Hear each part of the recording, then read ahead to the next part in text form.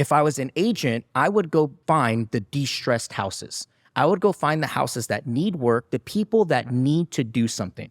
If I was an agent, because that's where I'm going to get paid the most. Those people have a need. They need to do something. I'm not going to go to the people who want to do something. I want to go to the people that have to do something. I'm going to spend my most amount of time there because I'm going to get paid the most amount of money in the shortest time. Then once you start getting paid, then you can start to lateral over, change your marketing, change your approach. But the whole key here, and I know I talk to a lot of you agents, you go, well, I want to help people. I'm sure you do. I'm glad you do. But at the end of the day, you want to make money. Right? Yeah. And unless you find a way to make money really fast, you're going to find your way out of the business. All right, guys, welcome to another episode of The Reports. Today, we got a little rain outside here in San Diego, but we are excited. We got our Beers and Deals real estate meetup tonight at the Above Ask Social here in downtown San Diego. Encourage all you guys to come check it out. But I am excited because we got a special guest in the studio. He has flipped over 250 homes. He's wholesaled over 400 deals. And today, he helps real estate agents become real estate investors. He just spoke at WealthCon, Ryan Pineda's event up in Hollywood. I got none other than Adrian Hernandez. Adrian, welcome to the show. What's up, Rich? Excited, man, excited. And I got to say, I love the studio, dude. It's beautiful. Appreciate you, man. Appreciate you. I got to ask you, being a Padres fan, Adrian Hernandez, all-star player for many years. Are you related to him in any way? I'm not, but we went back and forth with the Adrian Hernandez domain for like 6 months. Really? And I beat him. Oh, no way. So yeah, it's all good. Yeah. So I don't know him at all, but I talked to his manager back and forth because they were trying to buy the domain. What did that cost you? $3,500, $3,600. That's a great investment. No, it was awesome, dude. It was at the time that I really didn't think I needed it, but it became available. I'd been checking. It came available. I was like, shit, $3,500. Screw it, let's do it. I bought it. Literally the next day, his manager reaches out. We had no idea was it for sale. We'll pay double. And that's not bad. I'm keeping it. We paid, I think, $6,500 for the Summers Capital domain, which I thought was a good deal. But Alex Ramosi said he paid about $400,000 for acquisition.com. Oh yeah. Which we know when it's all said and done, that's going to pay a massive ROI for him. Yeah. I think Tony Robbins, I think they spent $1 million on mastermind.com. Okay. No way. Yeah. That's a great one, though. It's probably worth a couple of million. Especially if you got a mastermind. For sure. Anyways, man, so for the listeners that aren't aware of who you are, why don't you give us a little background overview of who you are and what you do in the real estate space? Yeah. So my name's Adrian Hernandez, as Rich mentioned. I'm originally born in Los Angeles, California. Parents moved us out to Inland Empire, Fontana, Ranch Cucamonga area when I was about 9 years old. So I pretty much grew up there, right? I never say I'm from LA because I'll be faking it, right? Yep. So grew up in Fontana. My parents were in the business. My parents were real estate. My mom was a real estate and mortgage. My dad was an agent. They did okay. They did well. My uncle really crushed it. So growing up, I saw my uncle, go from nobody to owning this $2 million house, right? Having all the sweet toys. And in my mind, I knew like, that's what I want to do. So it's actually crazy, man, because at 16 years old, I had an English teacher who said, write in essence, like a vision letter of your future, like she had us dreaming, which was super cool, right? Vision board, everything. And so I ended up writing that I owned a real estate office in Orange County, that I was selling real estate in Orange County, because that always been something in the back of my mind, right? And this is at 16 years old. I remember she made us do a presentation on it, and I bought one of those old 1003, remember those old 1003 applications, the loan applications, yes. Right? That you would have to fill out. And so I remember bringing them, had the carbon copy on the back. And the English teacher at the time was like, what the hell is this kid doing? Bringing a 1003 into the office. That's what it was called. Or into the classroom. So always had that vision. So right after I graduated, I did not actually go into real estate. The market had crashed. It was 2008. And my parents did not want me to go into the business. So I ended up going into firefighting. I was getting my EMT. I was working for a non-transport company. I thought that I would go become a firefighter, right? And then I did some ride-alongs only for me to find out that I do not want to become a firefighter, right? Like there's something in me. I couldn't do it, right? Kudos to you firefighters. Like a lot of buddies are firefighters, right? Great job. I have great conversations with them. But it wasn't working. It wasn't my calling, right? So I remember I was on my way to take some sort of fire test, and I was like, I'm not doing this. I turned the car around, went home, and I said, I'm going into real estate. I remember telling my parents, I'm going into real estate. I didn't work for my parents, didn't build a business off my parents. So I went and joined another office, and I hit the ground running at 19 years old. 19 years old, started selling. By 23, I was the number one agent in the office. And then I met my wife, which is now at the time, she was my girlfriend at the time. I met her, and we decided 4 years into me selling that we're going to go and we're going to open up a brokerage in Orange County. we're going to go sell in Orange County. The owner of the brokerage I was working for says, hey, if you're going to go to Orange County, why don't you take the company with you? Go open up an office, right? Now I had no intention on being a broker or manager or leading a team, right? My intention was to go and sell. That's what I'm good at. I'm going to go sell luxury houses. Met with Kevin Sturdivant. Kevin Sturdivant kind of showed me the ropes on what to do. So we move, and when we move, we open the office. I buy into it, right? I buy into opening the brokerage, and we open up the brokerage. That was 2015, move our business from Rancho Cucamonga to Orange County. We're living in Aliso Viejo. I open up the office in Mission Viejo, and I get to 52 agents fast. Within 3 years, I get to 52 agents. We're rocking, we're rolling. But Rich, I'm making no money, bro. I'm making no money, okay? I'm thinking that this is what I need to do. I'm working my ass off, but I'm making no money. Now, I had still been flipping and doing a little bit of wholesale deals without knowing what wholesale deals was on the background. My first flip came in 2015 when I was still selling in Rancho Cucamonga. Right before we moved, it was an expired listing that I got. So I had started flipping in 2015, but I was so caught up in the brokerage world. I was so caught up in calling expireds, calling for sale by owners. I really didn't see what I had in front of me, right? So long story short, we have the brokerage. I finally realized enough is enough. We shut down the brokerage in 2019. That same year, we went straight all into wholesale, all into investments. We did 1.2 million within the first 12 months. And mind you, I had been beating my head up against a wall trying to make $1 million since I was 19 years old in traditional real estate. And I realized that there was an easier way to this game, or I don't want to say an easier, but a more lucrative, more efficient, more effective way to sell real estate. And now we are here today. We still have the wholesale company. We're still flipping a lot. We've transitioned. Now we're more focused on helping agents. I do own a Berkshire Hathaway. I still own a brokerage. A lot of people were messaging me when I opened it. They're like, dude, I thought you were out. Why are you getting back in? I thought you didn't like it, right? Yeah. But at the end of the day, I know that I have a gift to help agents. And so the brokerage really supports everything that we're doing. It supports the wholesale. It supports the flipping. It's all one big ecosystem now. Dude, love that. So, and I always tell people, man, I'm like, if there's one skill to learn, it's sales. Absolutely. And so at 19, you started this first brokerage.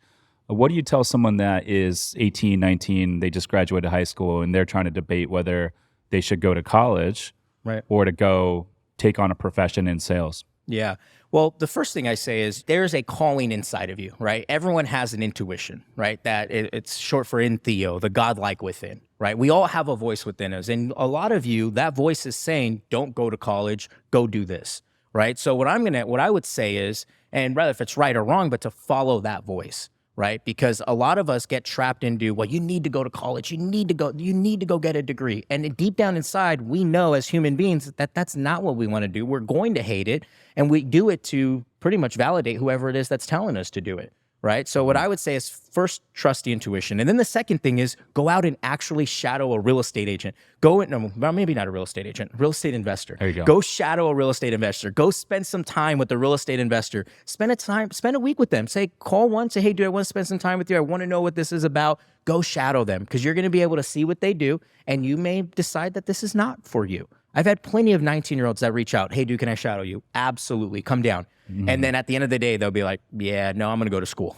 Right. And I'm like, cool. At least you figured that out. Yeah.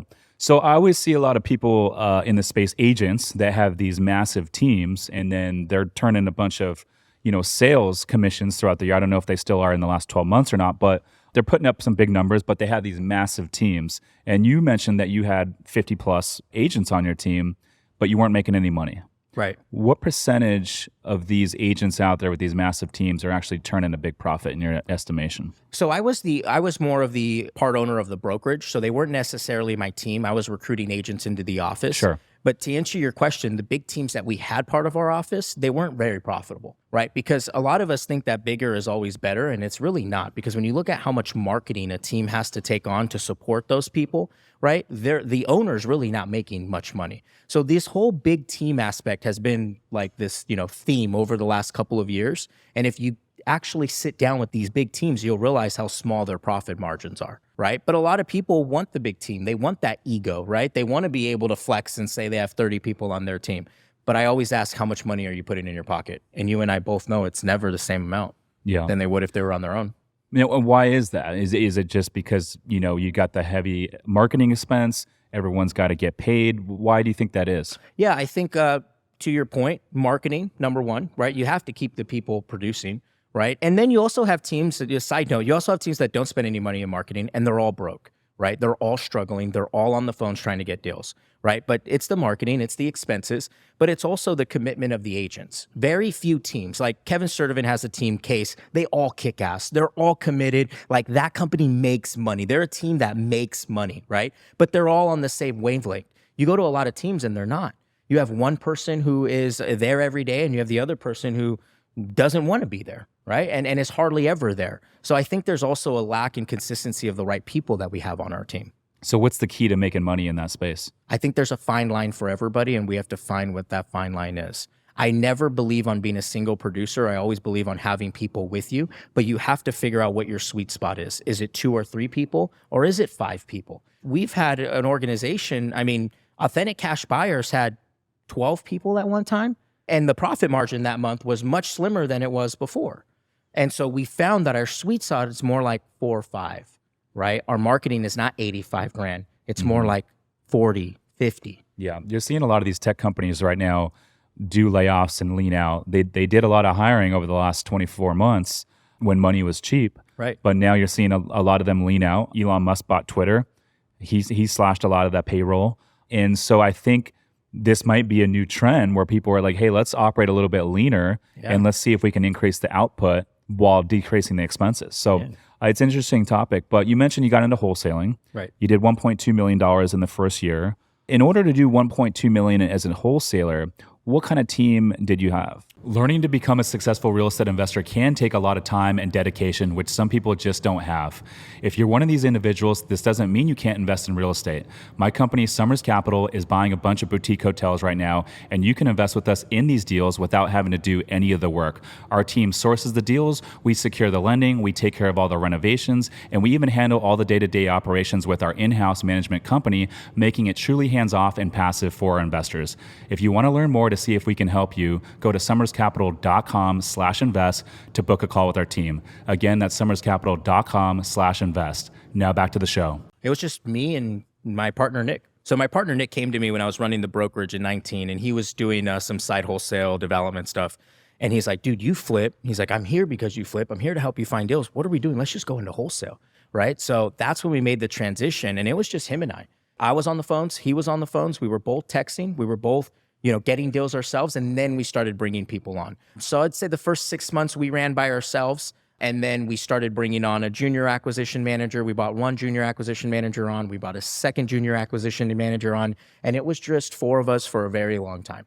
For a very long time, we ran us 4. We did the most amount of deals with just us 4. What's your number one way to find deals? It was text messaging. It still is text messaging right now, but that's slowly going away. We're having to send 10,000 text messages a day right now to get what we were getting at 5,000 a day. So it's much more expensive, but to answer your question, it's text messaging, and we're going to start to see that transition with digital advertisement. Yeah. So with the 10,000 texts that go out daily, how many leads does that generate? So 10,000 texts a day, we'll get about, I'd say 4 to 5 leads a day, but they're texting leads, right? So a lot of it is follow-up. So we've gotten 4 deals this month from texting. So what would that be? 4 every other 3 days, or 1 every other 3 days? Yeah. Okay. That's interesting. And then you said everything's going digital. We're slowly moving to digital, yeah. Social media or more like TV? Commercials, TV, and PPC, digital advertisement. We are big in cold calling and text messaging. My whole business has been built on cold calling and door knocking, actually. When I was an agent, I didn't talk about this, but when I was an agent, I built my business door knocking. So I would knock 100 doors a day. I would make 30 contacts a day on the phone. I would do open houses Saturday and Sunday. I work 7 days a week. And when I mean grind, like I'm at every single door every morning, 8:30 in the morning, I'm at someone's door, right? So that's how we built our business. And we transitioned that model to our wholesaling, where we were door knocking, we were cold calling. Now we have a cold calling team. Now we have a texting team. Now we stopped door knocking just because we're going to get back to it. Side note on door knocking, if you're going to door knock on a Segway. So on a Segway? I had Segways forever, and we would just door knock on Segways. When you say Segway, you mean like the little remote control thing you jump on? Yeah, the you little jump on and you push forward. You know, the one that the just cops because drive? it saves you time. Saves you time, but it also makes you look like you invest back into your company, right? It's an icebreaker, right? Everybody on the Segway answered the door. Right. So you'll literally be at the door front, standing on the Segway when they open the door? Yeah. Oh, yeah. I'll be standing on it. Hi, this is They don't Adrian. look at you funny? Oh yeah, they do all the time. But that's why they answered the door. Yeah. Yeah. I've taken so many listings off of just That is smart. walking up and they're like, we are thinking about selling. This is cool. And then we talk about something completely different. And I'm like, all right, I come back tonight, list the property, and I come back and list it. Interesting. So I got that from my buddy Mike, AJ, and Alex Slayer up north. They door knock up north, and up north it's really hilly. They're in the San Francisco area, San Jose, well, in the middle, but very hilly. So they have segways. So I saw their segways, and I'm like, oh, dude, I'm copping this, and it was a hit. What's the craziest thing a homeowner's ever said to you when door knocking?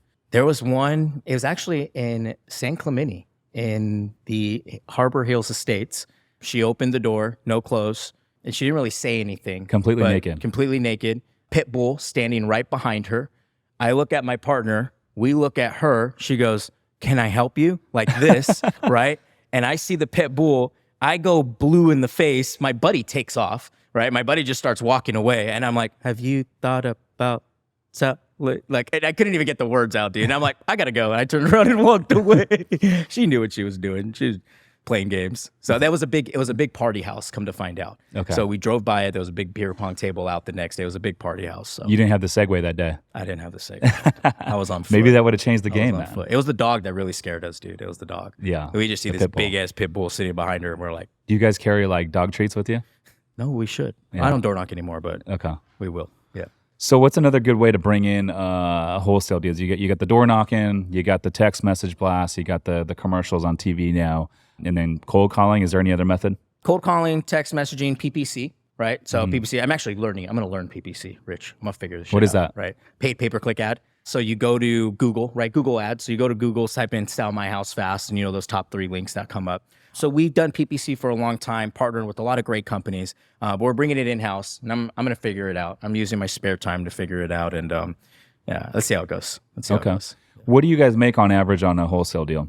So our fee has dropped significantly over the last 12 months. Why is that? The market change. Buyers are a little bit more, they're not buying 6% margin deals anymore. They're not buying 7% margin deals anymore. That makes sense. Right? So we're at about 17.5 right now on average. Our goal is 22.5, but we just ran the numbers. We're at 17.5. Okay. Yeah. Is that because buyers they have to factor in that the market is softening, so when they get done with their business plan in a few months, it's going to be worth a little bit less? Is that why? Versus a hot market to where you're like, hey, in 3 months it's going to be worth even more? That, and on the other side, on the front end with the home seller, they're much more, they know a lot of them have caught on. Like, they're not willing to just roll over and take the first price you give them the way it was in 21 or 22, even last year.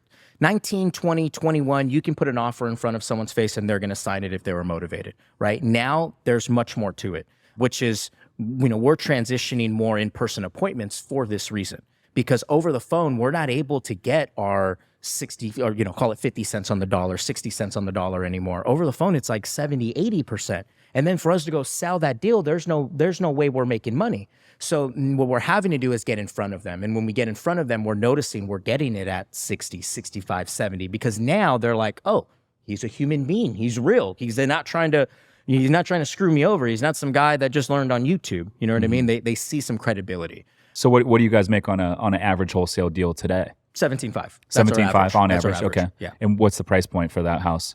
Oh, we're all over the place. Our price points on average about 275, 300. Okay. Yeah, on average, because we also have some rollover from out of state. We were doing out of state. We're no longer out of state, but we have rollover from out of state, and those messes up our California numbers. We have a $10,000 deal in Trono right now, right, that we're making $3,000 on, right? We had a $17,000 house in North Carolina. 17,000? 17,000. Well, Trono's 10,000 in California, which is crazy. What are those properties worth when they're fixed up? We sold Trono. We got it under contract at 10, sold it for, we're each making 3. A partner brought it to us. Sold it for 16. Wow. Bought it for 10 and sold it for 16. The one for 17 that we bought, or we weren't bought, we got it under contract. I think we made 5 on it. I think we made 5 on that one. So 17. I didn't know you could buy a house for $16,000. Yeah. In California? Trono. Where's that? Exactly. In the middle of nowhere. So it's funny. I'm driving. We're going to Mammoth this last Father's Day from last year. And we're driving and we're in the middle. I don't know where Trona's at, right? We're in the middle of nowhere, driving with my dad and my brother. And all of a sudden I see, welcome to Trona. And literally in the middle of nowhere, Rich. And I'm looking around. I'm like, this is straight witness protection land, right? And we've sold, Nick has disposed 7 deals in Trona, believe it or not. I don't know who he's selling them to. What do they do up there in Chono? Beyond beats me, dude. Yeah. I think it's witness protection land for sure. That's crazy, man. I used to live up in Palmdale, California, when I was working as an air traffic controller for like 6 years, and they called that the armpit of California. So if that's the armpit in Palmdale, I can't imagine what Chono's like. It's worse. Yeah, it's worse. Yeah, It's yeah. in between Palmdale and Mammoth in the middle of nowhere. Okay, that makes sense. So tell me a little bit of what you mentioned a dispo. What does that mean? So disposition. So Nick runs all of disposition. So he builds buyers list, and as we get deals, right, you sell those little deals off. Got it. So it's the same way like in commercial real estate when we disposition a deal. Correct. Exit, go full cycle. Exit. Gotcha. Full cycle, assign it to somebody. Yeah. Right. So when you have a lead as a real estate agent, you have a few options, right? You can get the listing, you can wholesale. What are some of the other options that you can, make money? Yeah. So we really help agents understand. We have what's called like the 9 degrees of wealth. So if you're an agent and you go to an appointment, we typically only go for a listing, right? If you're there at an appointment, it's only a listing or to work with the buyer. If you're a traditional real estate agent, the problem is that the consumer, the homeowner, has so many other options if they go to Google. So why not be Google, right? Why not when you go to the table or you're talking to them, why don't you say, hey, I can give you a cash offer? Or I can even buy the house from you. Because a lot of you real estate agents, you make a lot of money. It's making you rich, but you're not wealthy. And if you ever had a bad 6, 7, 8 months, you're going to go broke. For those of you that don't have a lot of reserves, right? So what we have to do is we have to start to learn to acquire these properties, or else we're going to forever work, right? And that's my thought, and I'm a huge believer in that, because all real estate agents, they work. They make the same amount of money over and over again, and there's nothing to show for it. Why not start buying the houses? So when they go to an appointment, I can buy it myself. I can buy it to wholesale it, depending on the condition. I can flip it. I can wholesale it.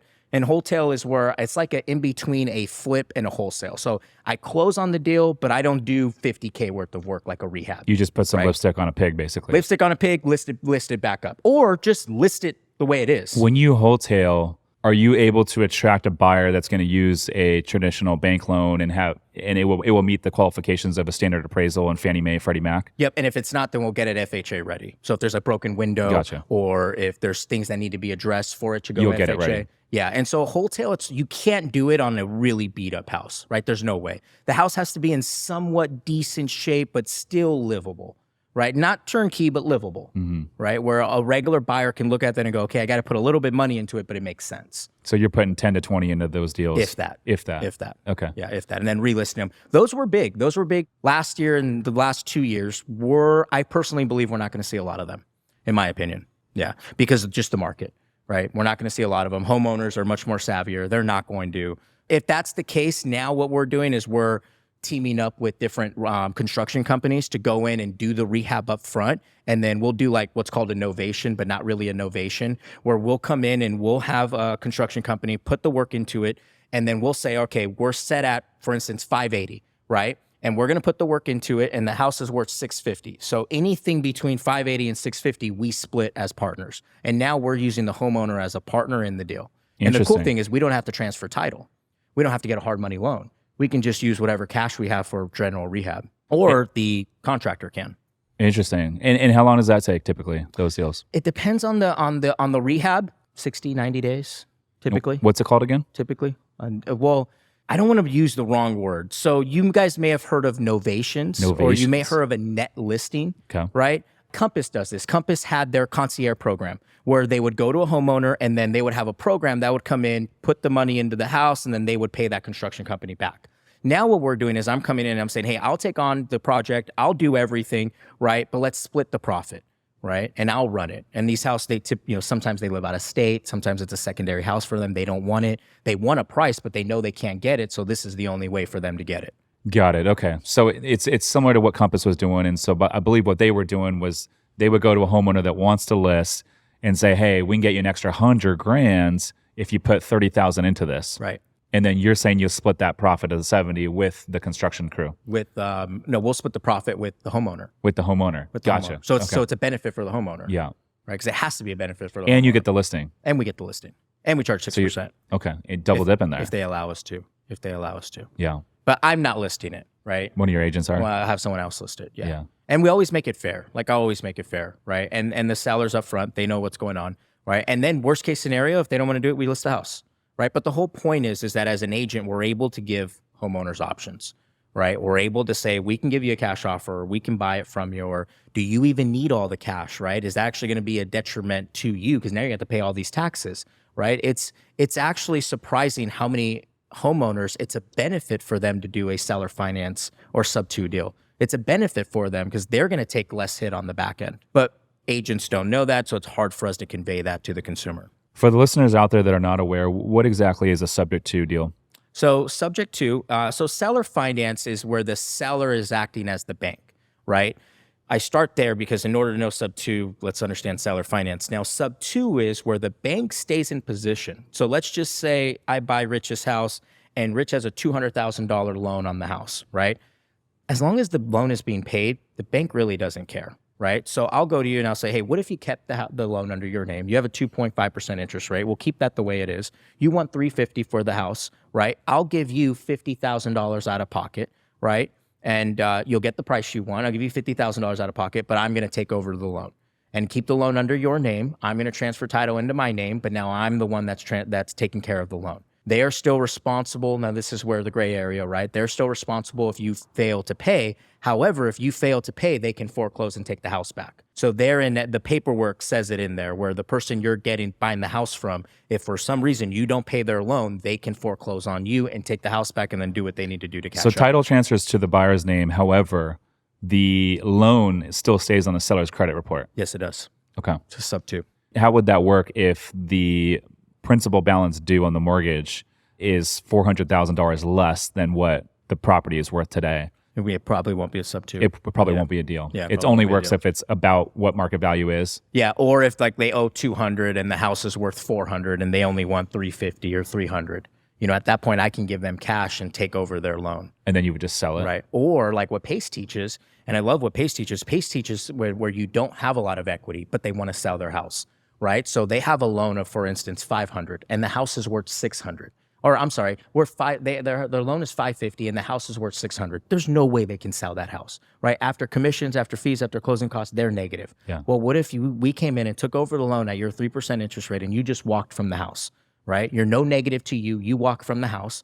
We're going to keep the loan under your name. We're going to take over the property and we'll pay it off in 2 to 3 years. And so PACE is doing that with people with really tight equity, and it's pretty awesome because a lot of those people need help, right? And that's a disclaimer. There's been a persona that like this is bad business, and it's far from it, right? As long as the seller knows that it's in their best interest and they can understand it and they understand what's going on, there's no gray area, right? There's no gray area. The only gray area is when you don't explain what's going on, when you don't let them know, when you try to bamboozle somebody and go around the back end and make $80,000 without telling them. Yeah. That's where people are getting in trouble. PACE is actually coming on my podcast. We're going to be out in Scottsdale next week at my luxury Airbnb out there. And so he's going to record a podcast and then we're going to host a meetup, which will be super fun. But excited to dive into all the sub-2 stuff as well.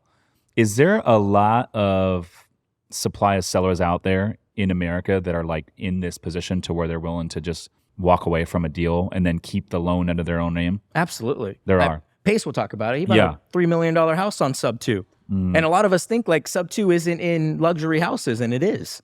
So absolutely. And PACE is going to go deep. That's awesome that you're going to have him on the show, dude. You're really going to enjoy him. PACE is a good guy. But he'll dive deep on that. And I believe that there's a lot of a beyond amount of people that need some sort of help, and this is their way out. I guess it would probably work the other way too, to where like if the property was worth less than whatever their balance was due, but you're like, hey, I'm going to buy this deal. I'm going to rent it out. It's going to cash flow and I'm going to hold it for 20 years. And I know in 20 years, it's going to be worth double whatever I'm paying for it now, even though I'm overpaying today, right. But it's a way for me to get into a deal with no money down and lock in a cheap 3% interest rate. Exactly. So that's what like PACE's big thing is, right? Because if we can think about, and not only that, if their mortgage payment is $3,000 and we can rent it for $4,000, we're making $1,000 positive cash flow on top of everything else that's in the house. It almost seems like that model works better if in a softening market to where you have some buyers that are maybe a little bit underwater. Yeah, definitely. Like a little bit over leveraged or something, you know? Definitely will. Yeah, it's still working too right now, which is interesting. So tell me the other.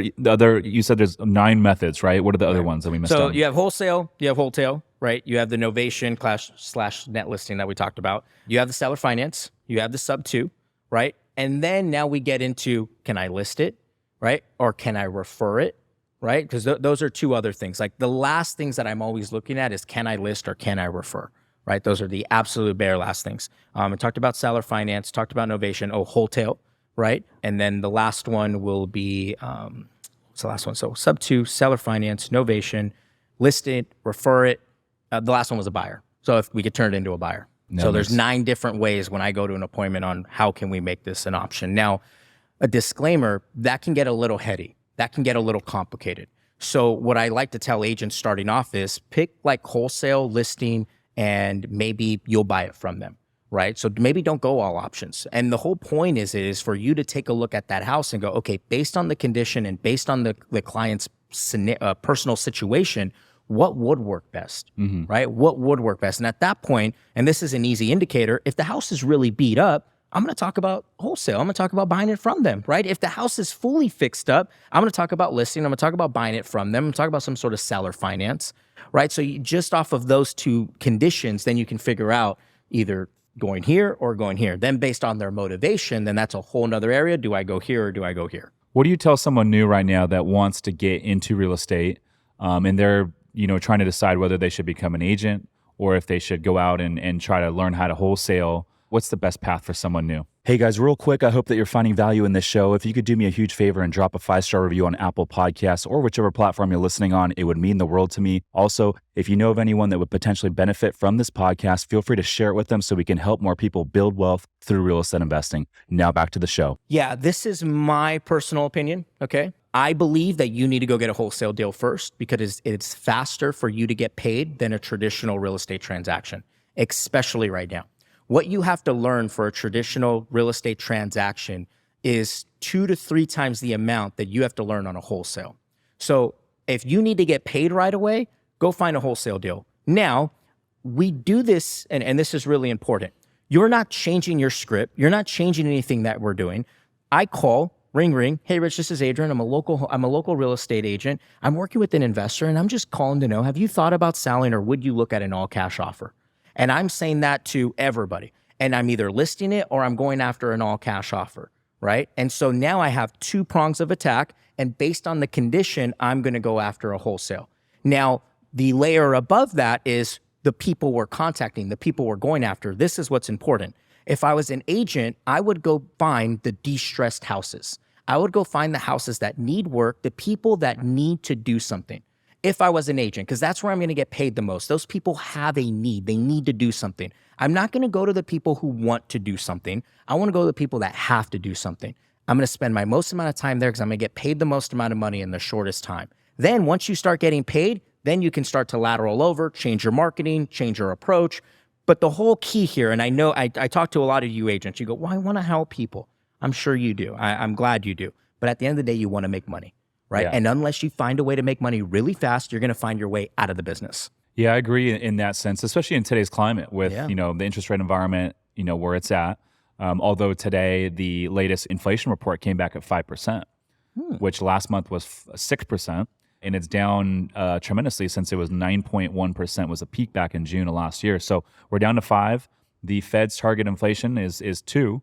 So we're not that far off, which is good news for those that are, rooting for some sort of reversal with the interest rate environment. But all that to say is, I think in this softening market, where there's not a lot of transactions being done, if you're a new, person trying to get into becoming a real estate agent, not only is it a time investment to go take the courses, go take the test, and then, get on some sort of brokerage or team and then learn all the basics before you actually go out there and start getting listings.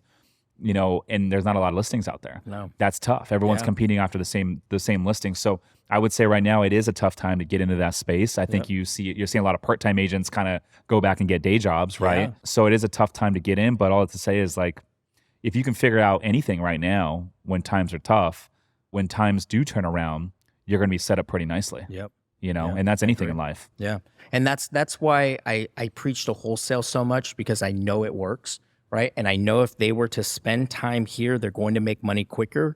And most importantly, what I found is that when you make money early on, you have more longevity in this business. If it takes you a year, 2 years to make money, all those people fall out.